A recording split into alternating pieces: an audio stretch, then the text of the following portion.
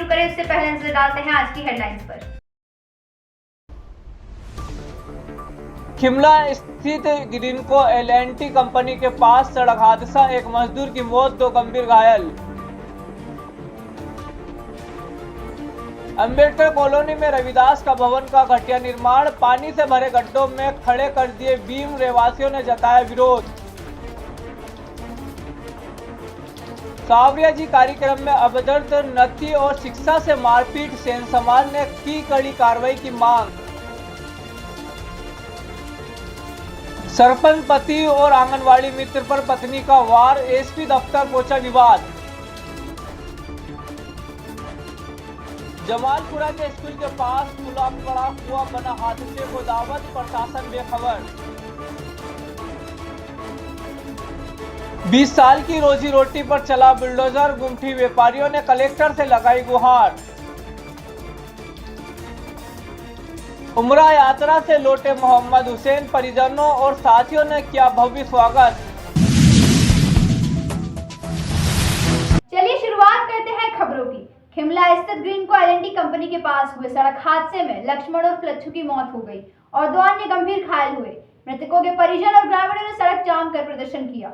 रामपुरा तहसीलदार again Sisodia ने मामले को शांत करने के प्रयास किए। नीमच जिले की रामपुरा तहसील के खिमला गांव में स्थित निर्माणाधीन ग्रीनको एल&टी पावर प्रोजेक्ट में आज सुबह एक दर्दनाक सड़क हादसा हो गया। मोटरसाइकिल पर सवार 3 युवक प्लांट में कार्य करने जा रहे थे। इसी दौरान प्लांट में कार्यरत एक बस से उनकी टक्कर हो गई। इस हादसे में लक्ष्मण और फ्लच्छू पिता रामेश्वर मीणा, उम्र लगभग 35 वर्ष, निवासी अमरपुरा की मौके पर ही मौत हो गई, जबकि अन्य 2 युवक गोविंद मीणा और अनिल मीणा गंभीर रूप से घायल हो गए। घायलों को पहले रामपुरा सिविल अस्पताल ले जाया गया, जहां से उनकी हालत गंभीर होने पर जिला चिकित्सालय रेफर किया गया है।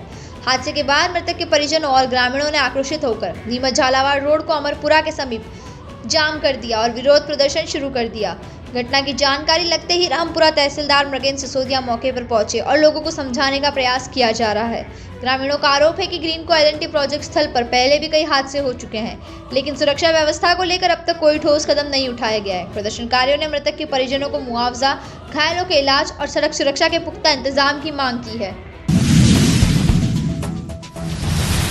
अंबेडकर कॉलोनी में 40 लाख की लागत से बनाए जा रहे रविदास भवन के निर्माण कार्य में गंभीर अनियमितताएं सामने आई हैं। स्थानीय रहवासियों और युवाओं ने निर्माण की गुणवत्ता पर सवाल उठाते हुए विरोध जताया है। अंबेडकर कॉलोनी में बनाए जा रहे रविदास भवन का घटिया निर्माण किया जा रहा है। पानी भरी गड्ढों में बीम खड़े किए जा रहे हैं और गिट्टी व मिट्टी से दबाए जा रहे हैं। रहवासियों ने इसका तगड़ा विरोध किया है। अंबेडकर कॉलोनी के वार्ड क्रमांक 17 में 40 लाख की लागत से रविदास भवन बनाया जा रहा है। इस भवन में 1 हॉल, 2 रूम, किचन और चौकीदार रूम बनाया जा रहा है। निर्माण के पहले ही चरण में इंदौर के ठेकेदार अनुराग यादव ने घटिया निर्माण शुरू कर दिया। पानी से भरे गड्ढों में आरसीसी के बीम खड़े कर दिए, वह भी गिट्टी और मिट्टी से, सीमेंट सब पानी में बह निकली।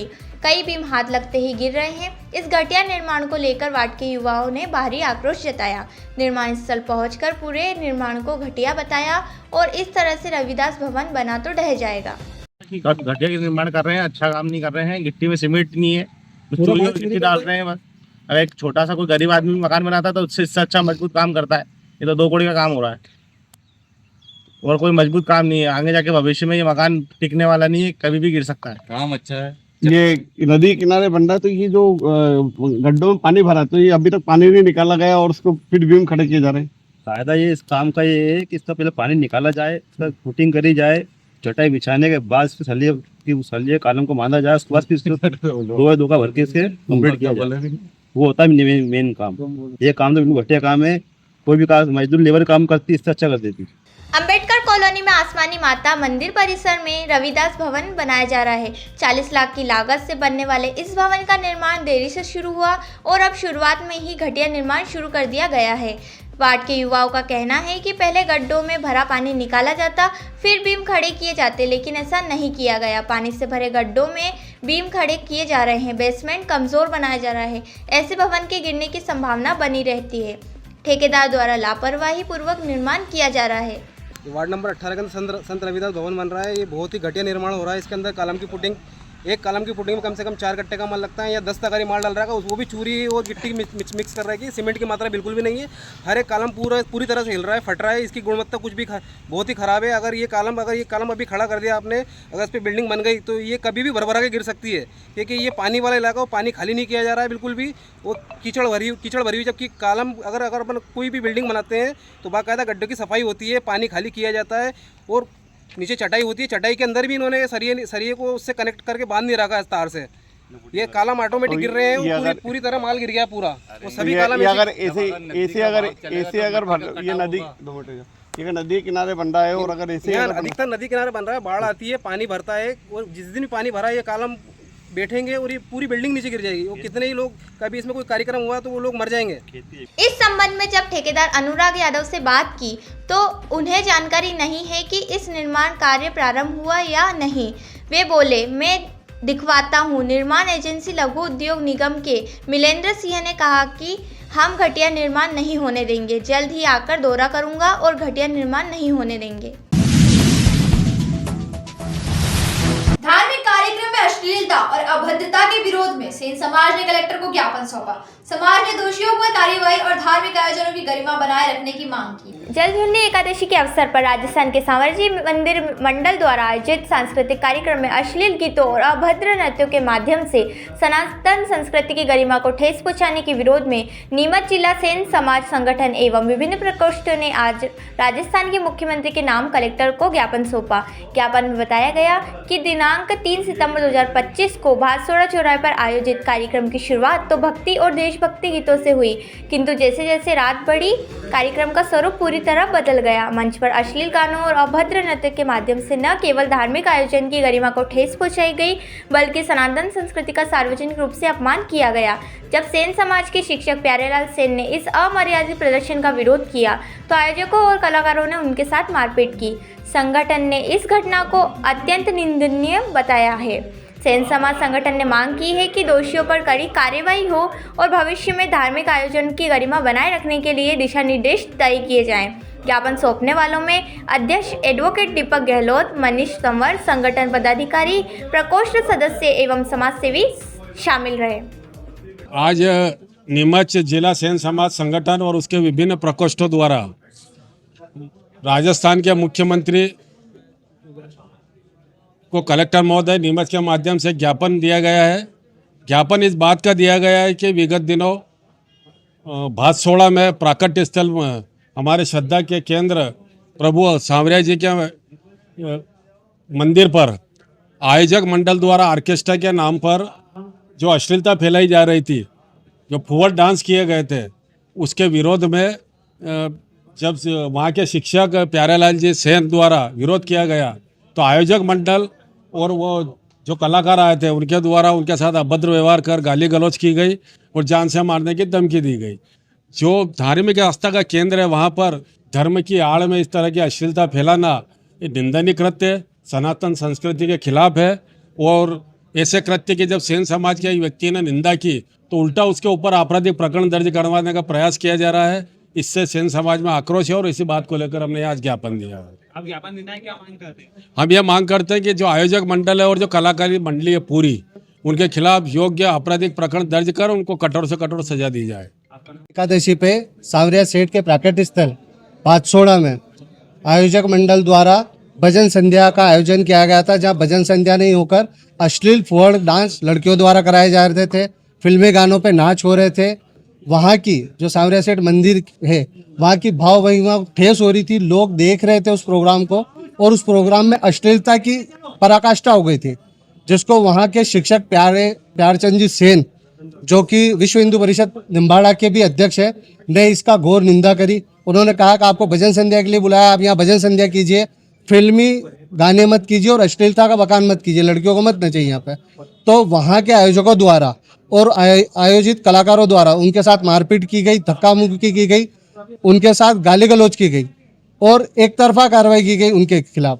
तो हम प्यारचंद जी के पक्ष में और सांवरिया सेठ हमारे नीमच के लोगों के लिए भी बहुत पूजनीय है और आस्था का केंद्र है, और वहाँ आस्था के केंद्र पे ऐसे अश्लील प्रोग्राम बंद होने चाहिए। वहाँ जो इस कार्यक्रम के आयोजक थे, आयोजक में जितने भी लोग वहाँ कलाकार आए थे उन सब पे कड़ी से कड़ी कार्रवाई होनी चाहिए। और हम सावरिया सेठ मंदिर की समिति से मांग करते हैं और राजस्थान सरकार से मांग करते हैं, भविष्य में ऐसे कभी किसी प्रोग्राम की इजाज़त राजस्थान सरकार द्वारा नहीं देना चाहिए। अनुमोदन इंदौर जाने की आवश्यकता नहीं। ग्यारोदय मल्टी स्पेशलिटी हॉस्पिटल नीमच में उपलब्ध है। अंचल का एकमात्र अत्याधुनिक सर्व सुविधा युक्त 150 बेडेड हॉस्पिटल, जहां आपको 24 घंटे इमरजेंसी सुविधा उपलब्ध मिलेगी। साथ ही सभी बीमारियों का इलाज, जांचें तथा दवाइयां एक ही स्थान पर उपलब्ध है। 20 स्पेशलिस्ट डॉक्टर की विशाल व अनुभवी टीम के साथ उपलब्ध सेवाएं, अस्थि रोग, शिशु रोग, महिला एवं प्रसूति रोग, लेजर सर्जरी, न्यूरो एवं स्पाइन सर्जरी, यूरोलॉजी, जनरल एवं लेप्रोस्कोपी सर्जरी, क्रिटिकल केयर एवं ट्रॉमा, मुख कैंसर रोग, जनरल मेडिसिन, फिजियोथेरेपी। इसके अतिरिक्त 15 बेडेड अत्याधुनिक मशीनों युक्त ICU, ultra modern 7 bedded dialysis unit, 10 bed नवजात शिशु and ICU, 4 modular operation theatre, अत्याधुनिक लैब एवं रेडियोलॉजी विभाग, सर्व सुविधा युक्त वार्ड एवं प्राइवेट रूम, 24 घंटे एम्बुलेंस सुविधा।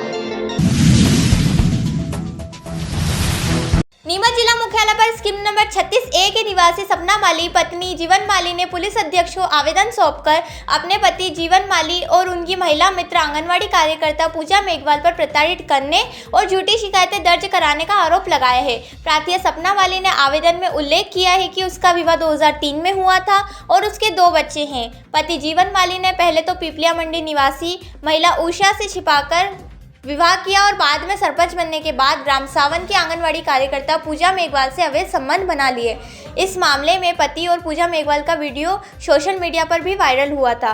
पत्नी ने आरोप लगाया कि जब उसने इन संबंधों का विरोध किया तो पति और पूजा ने मिलकर उसे कई बार जान से मारने की धमकी दी और उसके खिलाफ झूठी शिकायतें दर्ज करवाई। सपना माली ने कहा कि वह अपने बच्चों का पालन पोषण दूसरों के घरों में काम कर किसी तरह कर रही है, जबकि उसका पति राजनीतिक संरक्षण का दुरुपयोग कर रहा है। सपना माली ने मांग की है कि उसके पति जीवन माली को सरपंच पद से हटाया जाए और पूजा मेघवाल पर भी सख्त कार्रवाई हो। साथ ही पुलिस प्रशासन से खुद और अपने बच्चों को न्याय दिलाने की गुहार लगाई है।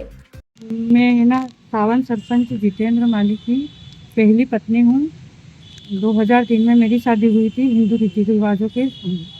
तो मेरे पति के अन्य महिलाओं के साथ अवैध संबंध है और उन्होंने मेरे को बिना बताए मेरे चुपके से उन्होंने 4 शादियाँ कर ली है। तो मुझे पता चला और मैं घर में उनको पता चलता था, मुझे कुछ अवैध रिश्तों के बारे में मैं बोलती थी तो मुझे मारना कूटना, मुझे प्रताड़ित करना, गुंजार करना मेरे साथ शुरू से ही कर रहे हैं। अभी किस बात को लेकर वाद विवाद चल रहा है, क्या है? अभी पूजा मेघवाल को लेकर सबसे ज़्यादा वाद विवाद चल रहा है। पूजा मेघवाल मेरे पति सरपंच बने हैं, जब से उनकी लाइफ में आई है तो हमको जीना हराम कर दिया उस लड़की ने और मेरे पति के साथ आए दिन रहती है और उसे भी शायद शादी कर ली उन्होंने और साथ रह रही है। और पूजा मेघवाल और मेरे पति दोनों मुझे मारने की धमकी दे रहे हैं, जान से मारने की।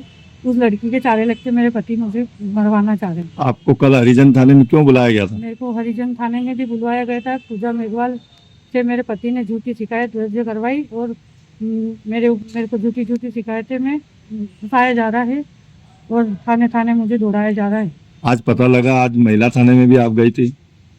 हाँ, मैं महिला थाने में भी गई थी। वहाँ भी मेरे पति ने कुछ दिया था, लेकिन वो सर ने बोला सॉरी आपको गलती से बुलाया जा रहा है, हमारी कोई गलती नहीं है, आप जा सकते हो। तो मैं आ गई हूँ वहाँ से। तो पर सब जगह मुझे अभी आप किस तरीके की कार्रवाई चाहते हो उन लोगों पे? क्या मेरे पति और पूजा के ऊपर कार्रवाई हुई और पूजा की नौकरी जो लगी है तो मैंने सुना है मेरे पति ने पैसे खिलाए हैं, उसकी नौकरी लगी है तो उसकी भी पूरी जांच पड़ताल होए। और जब मेरे पति सरपंच की मैं बीबी हूँ और मेरा संरक्षण वो ढंग से नहीं कर सक रहे हैं तो उनको सरपंच की कुर्सी पे रहने का कोई हक अधिकार नहीं। ठीक है, आपका नाम? मेरा नाम सपना है और ये पूजा मेघवाल और मेरे पति पे कड़ी से कड़ी कार्रवाई की जाए और मेरे को घर से बेदखल भी करा जा रहा है। तो बैंक अधिकारियों से कहा जाए कि मुझे घर से नहीं निकाला जाए। मेरे पति ने मेरे नाम पे कुछ भी नहीं करा जा रहा है और ये मुझे सब तरफ से मेरे ऊपर दबाव डाला जा रहा है। प्रशासनिक और राजनेताओं का भी मेरे पति का ऊपर हाथ है। मेरे पति बोलते हैं कि मेरे पास पावर और पैसा सब है तो मेरा तू क्या बिगाड़ी।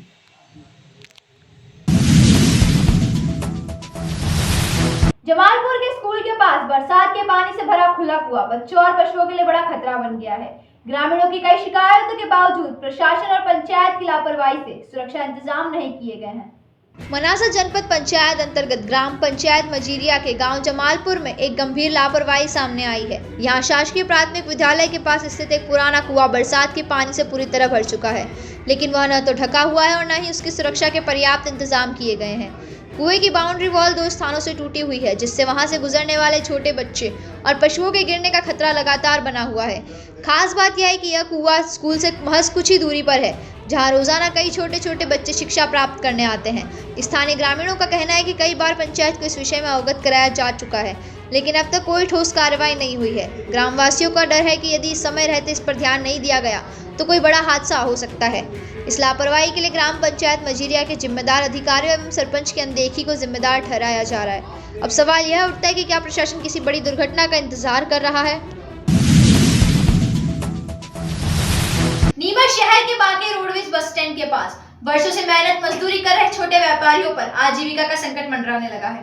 नगरपालिका द्वारा बिना पूर्व सूचना के गुमटियां हटाने की कार्रवाई शुरू कर दी गई है, जिससे गुमटियां संचालकों में आक्रोश और चिंता का माहौल है। बाकी रोडवेज बस स्टैंड के पास सिटी रोड पर पिछले लगभग 20 वर्षों से गुमटी लगाकर अपना और अपने परिवार का गुजर बसर कर रहे फुटकर व्यवसायियों को नगर पालिका द्वारा अचानक बेदखल करने की कार्यवाही शुरू कर दी गई। इस संबंध में व्यवसायियों ने गुरुवार को कलेक्टर को ज्ञापन सौंपकर न्याय की गुहार लगाई है। प्राप्त जानकारी के अनुसार उक्त गुमटियां नगर परिषद की सहमति से स्थापित की गई थी और गुमटी संचालकों को विधिवत रूप से विद्युत प्रदाय भी दिया गया था, जिसके बिल वे नियमित रूप से भरते आ रहे हैं। इन गुमटियों के माध्यम से करीब दर्जन भर परिवार अपनी आजीविका चला रहे हैं। हाल ही में जानकारी सामने आई है कि शमशान भूमि तक सड़क निर्माण का कार्य किया जाना है, जिसके चलते नगर पालिका का अमला अचानक मौके पर पहुंच गया और बिना किसी पूर्व सूचना के गुमटियां हटाने का प्रयास किया गया। विरोध करने पर गुमटी संचालकों को जेसीबी मशीन से हटाने की धमकी भी दी गई। गुमटी संचालकों ने कलेक्टर के नाम सौंपे ज्ञापन में मांग की है कि यदि इस स्थान से उन्हें हटाया जा रहा है तो उन्हें इसी रोड पर किसी वैकल्पिक स्थान पर पुनः स्थापित किया जाए, जिससे वे अपने व्यवसाय को जारी रख सकें, अन्यथा उनके सामने रोजी रोटी का संकट खड़ा हो जाएगा। ज्ञापन सौंपने वालों में वकार अहमद, वासिम अहमद, नंदू बलाई, विकास प्रजापति, मोनू, दर्शन, कमलेश, गोविंद, तरुण सहित अन्य गुमटी संचालक शामिल रहे। हमारी मांग ही नहीं रोड पे जो गुमटी 2-3 साल 5-10 एक साल हो गए पड़ी है, बाकी हम बेरोजगार काम धंधा करते हैं, वहीं पे सब अपना अपना काम धंधा करते हैं। नगर पालिका वाले आए हैं आज और ना तो हमें कोई आवेदन दिया ना कुछ भी दिया, वो जेसीबी वगैरह लेके और हमारी गुमटियां भरने लग गए। कितने वहाँ पर गुमटी संचालक हैं? वो गुमटी संचालक कम से कम 100-150 साल से 20-25 साल से 100-150 आदमी वहाँ काम धंधा करते हैं। क्या बता रहे हैं वो कि अवैध लगी हुई? क्या अवैध नहीं, वो पीछे शमशान का जाने का रास्ता कर रहे हैं। रास्ता है, शमशान जाने का रास्ता है, तो वहाँ नया निर्माण हो रहा है। हम कह रहे हैं उनसे हमको आगे सरका दो, अगर अलग हटाना हो तो दूसरी जगह दो। और ना तो कोई कुछ कह रहे हैं, कुछ भी नहीं कह रहे। और आए जेसीबी लेके वो 2-3 गुमटियां वगैरह तोड़ी करके वो भर ले गए। वो आदि वो ले जा रहे थे। हमने नगर पालिका आए, कलेक्टर ऑफिस आए और आवेदन दिया। हम कलेक्टर ऑफिस भी जाएंगे अभी, और हमारी मांग नहीं हुई तो हम अच्छा जाम करेंगे और घेराव करेंगे नगर पालिका का। इसी रोड में मेरे को जगह दे, मेरा घर परिवार चलाऊं मैं, या क्या मेरे बच्चों को कहीं भीख मांगने पहुंचाऊं क्या? फिर मैं मेरा छोटा परिवार है, 15-17 साल से मेरी दुकान है, मैंने विद्युत ले रखा है, पंजीयन करवाना नगर पालिका से, मैंने सर्टिफिकेट बना हुआ है सरकारी। अभी क्या मांग है आपकी? आप क्या चाहते हैं? कहीं पे भी जगह दे, इसी रोड पे जगह दे मेरे को सर। सर्टिफिकेट बना हुआ है नगर पालिका से, पंजीयन बनवा रखा, सरकारी हॉस्पिटल से बनवा रखा, मेरे खाजी विभाग का लाइसेंस बना हुआ है सर। मेरे को कोई भी जगह दे। क्या नाम है आपका? नंदकिशोर सालवी नाम है मेरा। ठीक। नीमच के मोहम्मद हुसैन उर्फ मुन्ना कबाड़ी 28 दिन की उम्रा यात्रा पूरी कर लौटे, जहां उन्होंने मक्का मदीना की जियारत की और शहर के लिए अमन चैन की दुआ मांगी। लौटने पर परिवार और समाज ने उनका भव्य स्वागत किया। नीमच शहर के बगीचा नंबर 4 निवासी मोहम्मद हुसैन उर्फ मुन्ना कबाड़ी और उनकी शरीक हयात 28 दिनों की पवित्र उम्रा यात्रा पूरी कर रविवार को नीमच लौटे। वे 12 अगस्त को उम्रा के लिए रवाना हुए थे। इस दौरान उन्होंने मक्का मदीना शरीफ में जाकर पवित्र स्थलों की जियारत की और देश, समाज और खासतौर पर नीमच शहर में अमन, शांति और खुशहाली की दुआ की। उनकी वापसी पर परिवारजनों, दोस्तों और मोहल्ले वासियों ने उनका जोरदार और भव्य स्वागत किया। इस मौके पर उनके घर और मोहल्ले में उत्सव जैसा माहौल रहा। स्वागत कार्यक्रम में समाज के कई गणमान्य लोग भी शामिल हुए।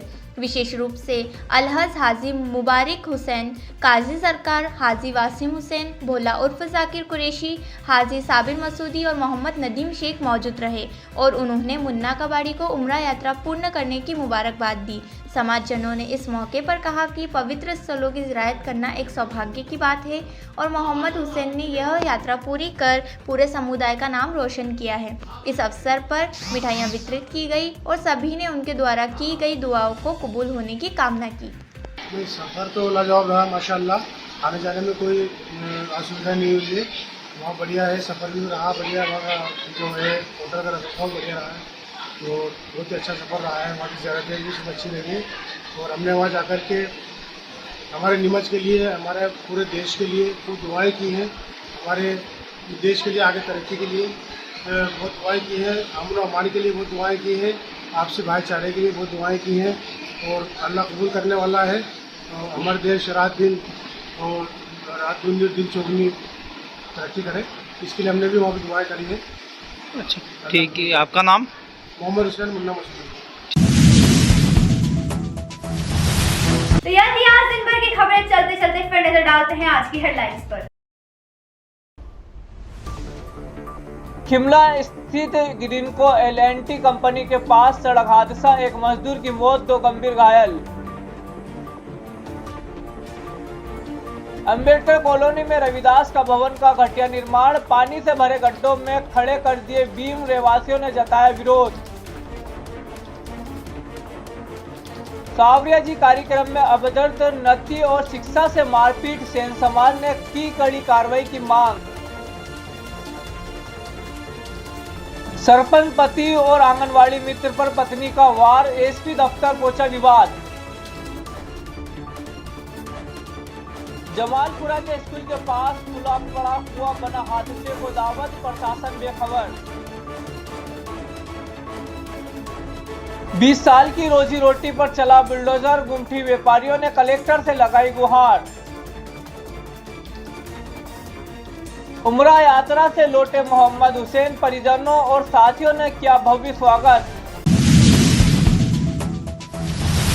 तो इजाजत दीजिए तन्वी लखेरा को और आप देखते रहे नीमच टुडे न्यूज।